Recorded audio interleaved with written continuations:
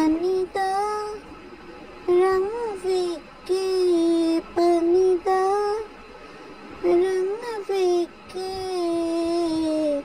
अखियाँ चुन दे।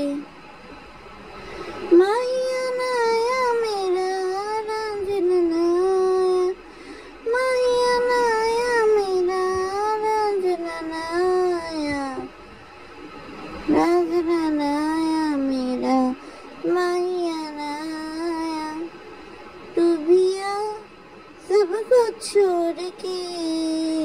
আসসালামু আলাইকুম দর্শক, সবাই কেমন আছেন? তো আমার এই পানি পানি গান শুনে আপনাদের নিশ্চয়ই একটা সিনেমার কথাই মনে পড়ছে, আর সিনেমাটার নাম হলো ভিকি ডোনার। তো ভিকি ডোনার সিনেমাটা যারা দেখেননি তারা একটু হালকা করে সার্চ দিয়ে দেখে ফেলতে পারেন, অথবা ট্রেইলারটা দেখলে অথবা উইকিপিডিয়ায় গিয়ে সার্চ দিলেই বুঝবেন যে আসলে ভিকি ডোনার কি ডোনেট করা নিয়ে রিলেটেড। তো যাই হোক, আমার এই আজকের ভিডিওটা ভিকি ডোনারের রিভিউ দেওয়া নিয়ে না, বরং বাপ্পি, তিশা, মিম বাবু, সাবিনা আরিফের পরিবার নিয়ে কিছু কথা বলার জন্য। আপনাদের বেশি সময় অপেক্ষা না করে চলুন চলে যাই মূল পর্বে। তার আগে আপনাদের কাছে অনুরোধ থাকবে, যারা এখনও আমার চ্যানেলটা সাবস্ক্রাইব করেননি সাবস্ক্রাইব করে দেবেন, অবশ্যই বেল আইকনটি বাজিয়ে দিবেন যাতে নতুন কোনো ভিডিও পেলে আপনারা সঙ্গে সঙ্গে সাজেশন পেতে পারেন। দর্শক, সাবিনা আরিফের সংসার কিন্তু বহুত দিন হয়ে গেল। সাবিনা আরিফের সাথে পরিচয় এগুলোর ডিটেলসে নাই বললাম, তবে আমরা এটা জানতাম পরকীয়া সম্পর্ক থেকে কিবরিয়া জানাজানির পর ছাড়াছাড়ি হয়ে তারপর কিন্তু সাবিনার বিয়ে হয়েছে। বিয়ের পরেও কিন্তু অনেকগুলো বছর কেটে গেছে, সাবিনা কিন্তু মা হতে পারেনি। পরে কিছুদিন সে যখন রমজানের বিয়ের মধ্যে পদ্মার চরে এসে থাকা শুরু করলো, কেমনে কেমনে যেন সে প্রেগনেন্ট হয়ে গেল।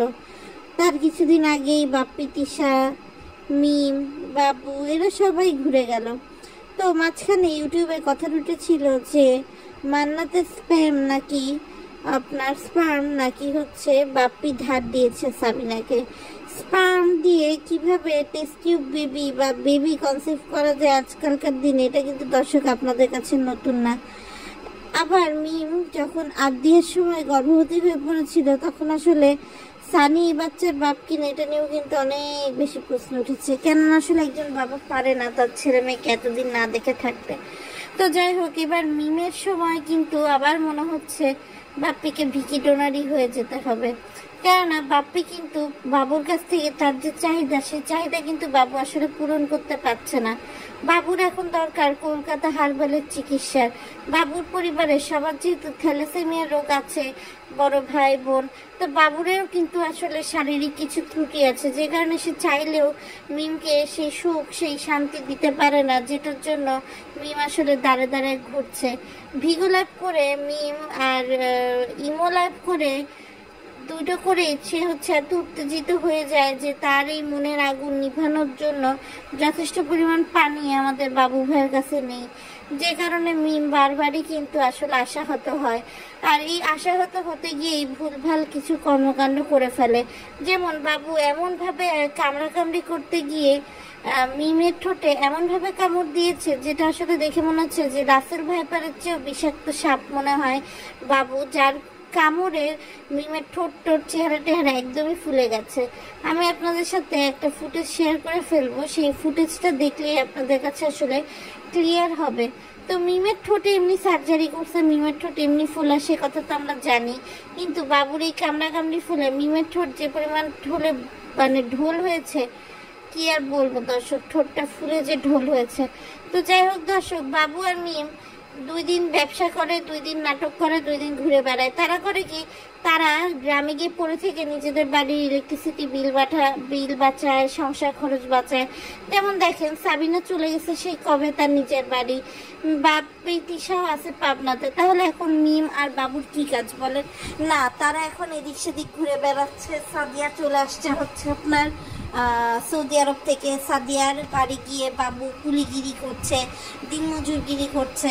এরপরে দর্শক দেখলাম মিম বাবু এদেরকে দেখে সাদিয়া আবার দুলাভাই করতেছে বাবুকে দেখে। তো এইসবই দর্শক চলতেছে, এদের ঢাকাতে কোনো কাজ নেই। আবার এই কথাটা জিজ্ঞেস করাতে তারা খুব অফেন্সিভ ফিল করছে, মানে চোরের আবার বড় গলার মতো দর্শক দেখলাম।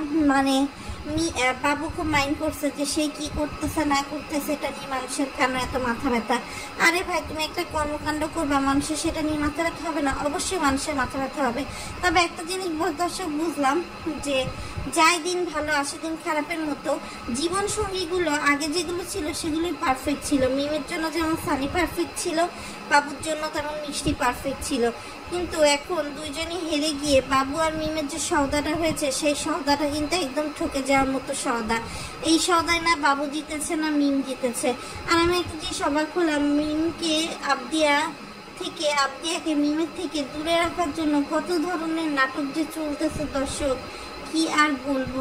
অর্থাৎ ইচ্ছা করেই আবদিয়াকে তার নানির কাছে রেখে মিম আর বাবু ট্যাং ট্যাং ট্যাং ট্যাং করে ঘুরতেছে, যাতে এই অভ্যাসটা আবদিয়ার হয়ে যায় এবং মিম আর বাবু একটা আলাদা জীবন পেতে পারে দর্শক।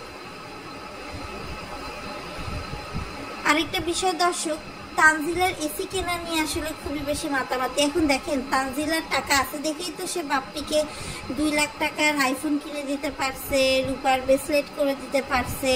তারপর তাবিয়া তানের ঈদের জামা থেকে শুরু করে সব কিছু ইভেন্চুয়ালি সে হচ্ছে একটা পেজে ইনভেস্ট করে সে পেজে লাইভ করে। আর যে পরিমাণ গরম কুষ্টিয়া, রাজশাহী, পাবনা এসব অঞ্চলে তো বিশেষ করে আরও গরম, তো সেখানে এসি কেনা আসলে অন্যায় না। অন্যায়টা তানজিলা করছে যে সে গরিবের অভিনয় করতে গিয়ে লুকাইছে এবং রোস্টারদের চোখে এই এসি কেনাটা আগে করছে না। তো একটা মানুষ এসি কিনতেই পারে। আর তানজিলা হয়তো বা এসির জায়গাটা ওভাবে লুকাতে পারছে, কিন্তু সে যে বারবার দরজা আটকায় খাচ্ছে, তার বাপ আসলে মাথা ধরছে না, অর্ধেক কেটে কেটে ধরছে, এগুলোতেই কিন্তু লোকের মনে আরো বেশি সন্দেহের উদ্বেগ হয়েছে যে না, তানজিলা মনে হয় এসি কিনছে।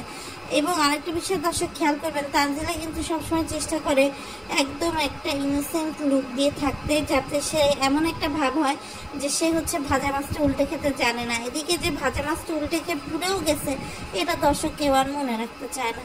তো যাই হোক দর্শক, আজকের ভিডিওটা খুবই অল্প ছিল, আসলে আজকে ইচ্ছা ছিল না ভিডিও নিয়ে আসার। তারপরে যেহেতু আপনাদেরকে কথা দিয়েছি সবসময় সবার আগে আপনাদের কাছে তথ্য নিয়ে চলে আসবো, সেজন্যই দর্শক আমি আজকেও তথ্য নিয়ে আপনাদের সামনে এসে হাজির হলাম।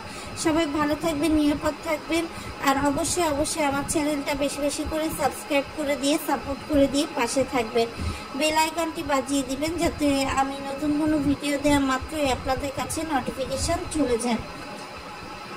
আর দর্শক আরেকটা বিষয় না বললেই না, সেটা হচ্ছে ফাতিহা নাজনীন ইদানিংকাল মিথ্যা টাইটেল দিতে একবার নাজমা বেগমকে প্রেগনেন্ট করে ফেলে, একবার পাশে ভাবিকে প্রেগনেন্ট করে ফেলে, একবার নিজেকে প্রেগনেন্ট করে ফেলে।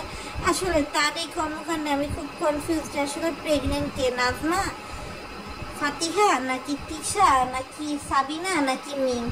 সময় আসলে দর্শক জানা যাবে আসলে কে প্রকৃত গর্ভবতী। আজকের মতো বিদায় নিচ্ছি, আল্লাহ হাফেজ।